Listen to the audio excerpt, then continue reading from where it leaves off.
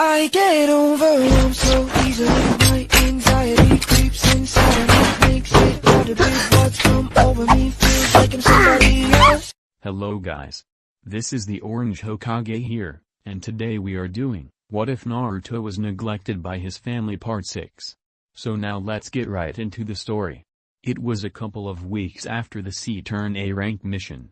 The Hokage was both proud and concerned when they told him, but the team continued to work with other missions. And guess what? Naruto and Hinata were finally a couple. Flashback: a week went by after their mission and Miley and Naruto were just lazying around their new house. They both didn't have missions and both didn't want to go out. They sat in front of the TV with containers of ice. Yes, it was a hot day and both wore tank tops and shorts. As they enjoyed their time, they heard a knock on the door. Opening it, it revealed both Hyuga's sister. Miley: "Nay. We came over to hide. It's so hot and father wants us to train." "It's not fair," pouted Hanabi. They all started to laugh. "Well then come on in. We weren't really doing anything. It would be nice to have company, right Naru?" She looked at her beloved brother only to see him bright red in the face. Looking at Hinata, she saw the same. Man, can these two get any more obvious? She dragged the two girls inside and brought them to the living. They were already used to the house, as they came often, much to the envy of others who would sell their soul just to take a glimpse inside. It was designed in no way that they had ever seen. Some even tried to sneak inside the house when it was empty, only to have a life-threatening experience of a lighting-filled barrier around the house that sent most to the IQ and others in a coma for a couple months, that they learned to not pry into the sadistic girl's and her brother's life. Heck, even the council demanded entry, only to be shut down as she pulled out a law saying it was forbidden for such tactics to be used. Yes, Miley had memorized every law in Konoha. Anyways, as they sat, decided to dim the lights and watch a movie, Miley motioned to Hanabi, understanding they left, not before whispering to her brother, "Have confidence and get it over with." The two left were in an awkward silence until Naruto finally broke it. "Hinata. I need to tell you something. For a while, a really long while actually, I've seen you more than a friend and I don't know. I guess what I'm trying to say." He was cut off with hands wrapping around him. He looked up and saw to the girl hugging him. He hugged her back and whispered the three words she longed to hear. The three words that he always wants to say. "I love you." Just as those words were said, Miley and Hanabi had jumped out of their hiding places and hugged the newly formed couple. They were both happy for their siblings, but the happiest were the couple. End of flashback. Team 7 were called by their senseis. They were waiting for them at the usually training ground. Just then a yelling redhead and a tearing masked man came to them. "I'm glad that you're all here. Now we called you all here because both Kakashi and I believe that you're ready for the upcoming Chunin exams. It will commence in 2 days. Here are your entrance papers. If you don't want to apply, it's up to you. You are now dismissed until the exams." Kushina finished. They took their pieces of paper and were going to walk off. "Hey guys, why don't we go get something to eat and talk about the strategies that we're gonna use? You're all entering, right?" Naruto asked. She wanted it to be an excuse to spend time with her brother. Sasuke looked at Naruto, who nodded his head, and then they followed her to barbecue. Sakura also followed, having somewhat lost her fangirl ways, but would still follow her Sasuke-kun. Seeing that their team was bonding, the two senseis looked happy. "Hey, why don't we treat you guys as our last day as a student-teacher team?" Kushina said as she followed with a tired Kakashi trailing along. Once they reached there, they saw the other rookie teams there eating together, so they decided to join. When the waitress came, she took their order and glared at Naruto, something that didn't go unnoticed by the people there. "What's her problem? Why does she hate you so much?" asked a confused Kiba. The other wanted to know too, but the Jounin knew, so were wondering what the boy would say to cover it up. Imagine their surprise when they heard him say, "Because these idiotic buffoons think that I'm the nine-tailed fox when instead I'm the Jinchuriki, a vessel the Hokage used to seal it in to save to village." He said calmly. "Why did you say it? It's a village secret?" Asuma said. Naruto just looked at him and glared. "If it's so much of a secret, then why do they all know?" Don't make me laugh. But then would not that make you a hero or something? That's just plain ridiculous. Kiba said. The others had the same thoughts as well, which made the older Jounin swell with pride. Pride that they weren't corrupted by the other villagers. They tried to comfort him but, I don't know your pity. And with that they stopped. As they were talking amongst themselves, Minato walked in and joined them. They felt honored that the Hokage sat with them and he congratulated them on their endurance to the Chunins. The waitress came back with Team 7 foods and not noticing the Hokage was about to throw Naruto's food at him, leaking out a killer intent he said, think about throw that food and I'll make sure to show you what kind of demon I am. She gulped and handing his food, hurried away, much to the amusement to the others. Do they always do this? Kakashi asked softly. Only when I'm not with Miley, he said as he continued to eat his food. Hokage-sama, with all due respect, why are you letting the villagers treat your son like trash? I mean, he has to have told you at one point, right? Kurenai asked. She didn't understand how their beloved leader let this continue. He and his family looked away in shame. They continued to eat their food again and the lively chatting began again. Just then, Choji tried to take some of Naruto's food, but his hand was slapped away with a bit too much force. Don't take any of my food, and else you want to die. They just looked at him in surprise. They thought he was friends with Choji, but then maybe that wasn't the case. Hey, now no need for threats, Asuma began. It wasn't a threat. There's poison in my food and if he ate it then he would have died. I don't want the few people I respect dead. Then continue eating again. What? They all yelled in unison. His food was immediately sniffed by Kiba, who declared that there was indeed something disgusting that smelled in there. He looked at him wide-eyed as to how he ate it so casually. What do you mean there was poison in the food? How could you eat it? How are you still alive to begin with? Why didn't you say anything? Minato yelled. Naruko just sobbed, thinking that her brother was going to die any minute now. Kushina already went to the kitchen and there were unpleasant noises. The Jounin and the rookies minus Sasuke and Hinata, since they now the story, were beyond shocked and looked at the boy with a bored expression. There were onlookers now and even people in the streets were pouring in. He frowned because now he could eat in peace. You know, the only reason I came along was to help in making team combinations, not this.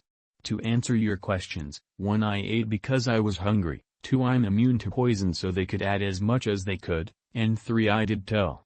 There are record files in the hospital that showed that it was extracted after I was in a coma for about 4 months. I didn't expect you to notice since when I told you I was slapped and told to go to my room for lying. Now if you excuse me, I have no business here anymore. He stood up, planted a kiss on Hinata's cheek and then left. Now everyone's attention was on the Hokage. They couldn't believe what they just heard. What the hell was up with the Hokage? Now everyone understood why they were distant. Then they heard, as he was on his way out, but blocked by the lot of villagers that poured into the diner, you see, even Hokage-sama is on our side. You demons should just die. Don't think the Hokage will save you. He never did. Yeah, and that girl isn't with you to protect, that's enough. If anyone calls my son a demon again, I will have them executed. Don't you people know that he's my son? Minato yelled. He's Hokage-sama's son? Did you know that? No, I didn't. Forgive us, Naruto-sama. We didn't know you were Hokage-sama's son. Yes, please forgive us. We won't bother you again. Minato smirked. Happy that the villagers weren't going to bother his son again. I don't need your pity. You stop them now when I don't need you to. Where were you all those other years? How pathetic, Naruto says to Minato, and then leaves. Kushina came in and noticed that Naruto wasn't there. Where did Naruto go? We have to give him an antidote for the poison? She shouted. Naruto is immune to poison. Surprisingly, it was Hinata that spoke up. Kurenai, having seen the little act before, was happy for her student to be able to date her longtime crush. After you people neglected him, Miley found out about the poisoning. So she trained him in being immune. Her voice was cold and scary, something that no one expected from the Hyuga heiress. She stood up and saying goodbye to her team, went to go look for Naruto. You people make me sick. He's right, you know. Where were you when he needed you most? Shikamaru said, as he looked at the Hokage and his family straight on. Asuma couldn't believe that he was doing some too troublesome. Excuse me? You have no right, Kushina began. Actually, I have every right to say this. Beside me, Choji, Hinata, and Hanabi, we were all friends since we were young and we would always witness the villagers' glares. We couldn't do a thing, and just like him we had no idea why they hated us. Hinata and Hanabi's father didn't want them near him, but their mother didn't mind, which is why they were still together. My parents and Choji's didn't mind us being friends, and when a mob started to form and saw it, they would bring him to our house. Shikamaru said coldly, yeah. Everything turned out better when Miley came. She would always protect him and beat up any of the villagers or shinobi that wanted to beat him. It's actually why no one touches him when she's around. We all know what kind of life he lived, and then when he found out that the Kyuubi was sealed, it all made sense. We also know how you guys treated him, that's why we don't like you guys. Really, Hokage-sama, you use your power as Hokage to have your son with the rest of your family, but you don't use it to save him. Let's go, Shikamaru, I just lost my appetite. Choji said as they both left. The rest of the people looked astonished at what they said. Asuma especially. Two of his students just belittled the Hokage and his family as if it was nothing and went away with it. Hokage-sama, I really apologize to what they both said. I'll teach them some manners later. He bowed. The Hokage was speechless. It was true that he did put Naruto on the same team as his wife and daughter so they could get closer to him, but he never did the same when he was younger. Every word those two said to him was the truth. Well, since I only came because of Naruto, I'll leave. And since everyone seems to be insulting the Hokage family, I guess I'll say something too. I don't quite know why you people are still alive, or even why this village is still standing, especially since he could have released it anytime he wanted. I know I would have done, just to make these ungrateful idiots pay. Sasuke stood and left. After that, one by one they all left quietly, until it was only the Hokage and his family, all still in shock. 2 days later, Team 7 were walking to take the Chunin exams. Once they reached the building they began to go up the stairs.